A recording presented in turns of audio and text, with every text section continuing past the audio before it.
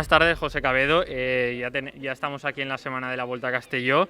¿Qué dificultad ha tenido sacar adelante una carrera como la nuestra, más aún tras tener que cancelar la edición 2020? ¿Cuánto trabajo hay que realizar para llegar a este momento?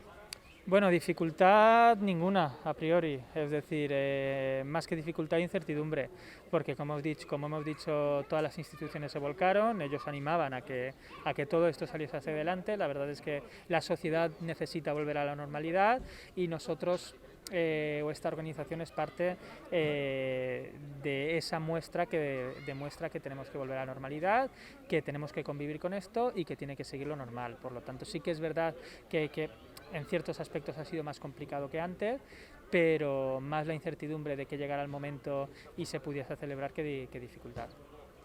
¿Y qué esperas de esta Volta a Castelló, con la alta participación de equipos extranjeros y junto a la gran cantidad de ciclistas nacionales que tenemos? ¿Permitirán ver un auténtico espectáculo en las carreteras estos días?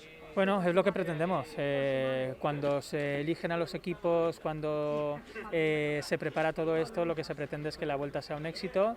La verdad es que por parte de la organización hacemos todo lo posible para que eso sea, y solo queda dejarlo todo en manos de los corredores y que realmente que sea una Vuelta a Castellón de futuro y que los corredores que estén durante esta semana disputando en un futuro sean profesionales. Perfecto, muchas gracias, José.